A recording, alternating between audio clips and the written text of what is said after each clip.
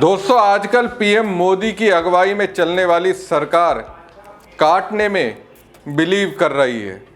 हर जगह कटौती। पहले बिहार में करीब 63 लाख तक वोट काटे गए।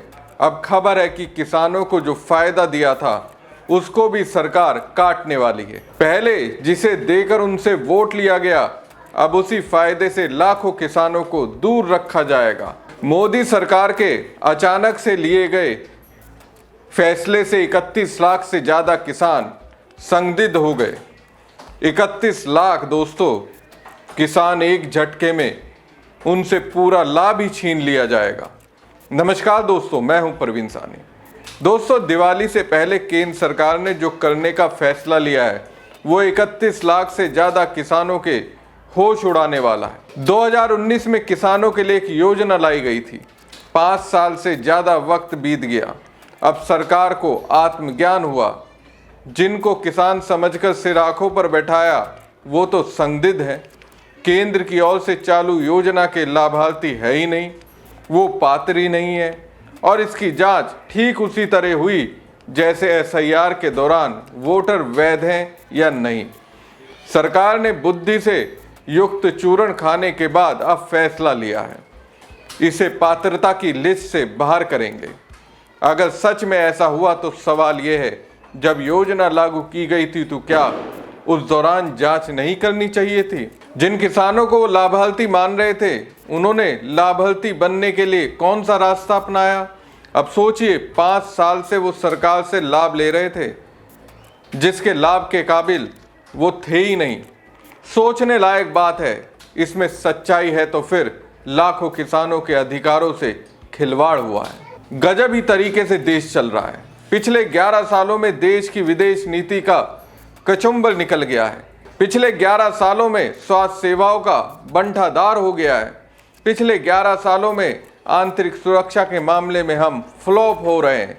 पिछले 11 सालों में शिक्षा नीति बर्बाद हो गई है।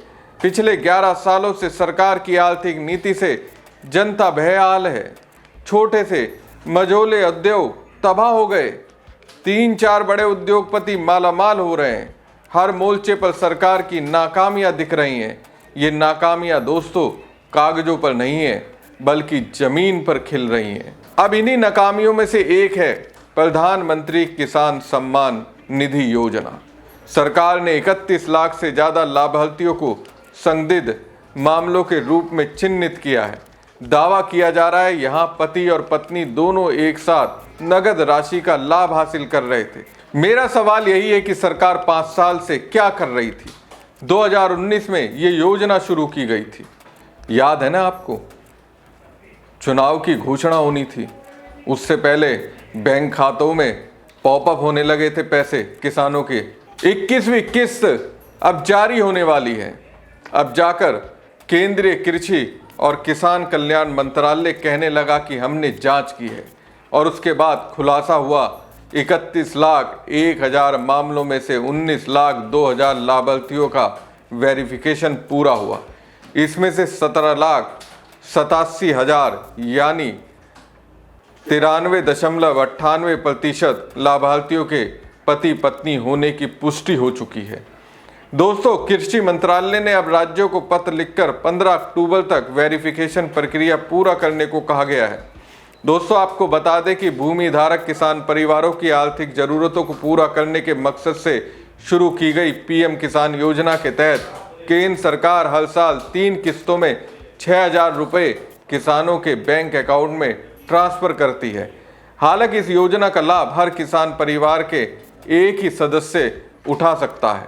योजना के मुताबिक पति पत्नी और नाबालिग बच्चों को किसान के परिवार का हिस्सा माना जाता है। इंडियन एक्सप्रेस को मिली जानकारी के अनुसार कृषि मंत्रालय ने 1,76,000 से ऐसे मामलों की पहचान की जहां नाबालिग और एक ही परिवार के अन्य सदस्य पीएम किसान योजना का लाभ प्राप्त कर रहे हैं। सूत्रों के अनुसार मंत्रालय ने 31 लाख से ज़्यादा संदिग्ध मामलों की भी पहचान की है, जहां पिछले जमीन मालिकों का विवरण अमान्य या रिक्त पाया गया है। यहाँ गौर करने लायक बात यह है कि 1 फरवरी 2019 के बाद भूमि हस्तांतरण वाले पंजीकृत किसानों के लिए पीएम किसान योजना के मानदंडों के अनुसार पंजीकरण के दौरान पिछले भूस्वामियों का विवरण प्रदान करना अनिवार्य है। अब दोस्तों, कहा यह जा रहा है कि पिछले भूस्वामियों को इस योजना का लाभ नहीं मिलना चाहिए। हालांकि उन्होंने कहा कि पीएम किसान योजना का लाभ प्राप्त करने वाले पूर्व और वर्तमान दोनों भूस्वामियों के 8,11,000 संदिग्ध मामलों की पहचान की गई है। सरकार का दावा है कि कुछ सालों से उन्होंने ये सुनिश्चित करने के लिए कई उपाय किए हैं कि इस योजना का लाभ उसके इच्छित लाभार्थियों तक पहुंचे। उदाहरण के लिए केंद्र ने 1 जनवरी 2025 से नए पीएम किसान लाभार्थियों के नामांकन के लिए किसान आईडी को अनिवार्य कर दिया था। पीएम किसान योजना लोकसभा चुनाव से ठीक पहले 24 फरवरी 2019 को शुरू की गई थी। ये केंद्रीय क्षेत्र की योजना है जिसका 100% फाइनेंस केंद्र द्वारा किया जाता है। ये धनराशि सीधे लाभार्थियों के बैंक खातों में ट्रांसफर की जाती है।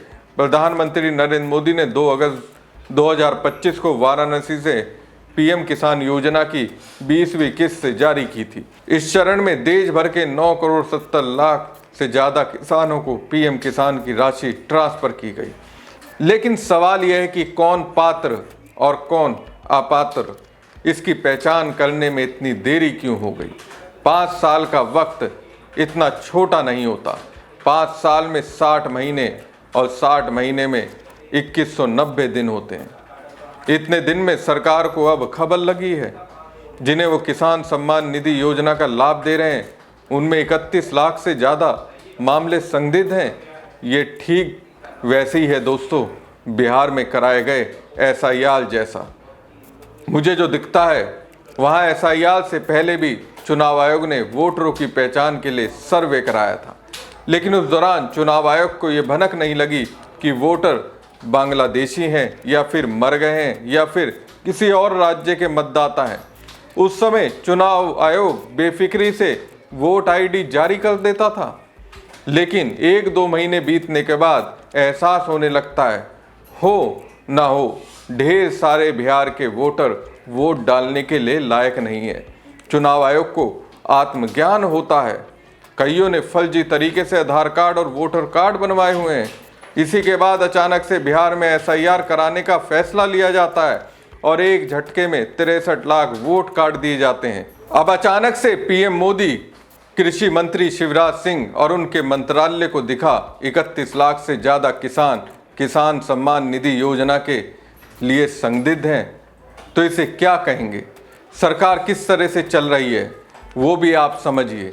हर चीज़ में जल्दबाजी का परिणाम ही तो ऐसी गड़बड़ियां हैं।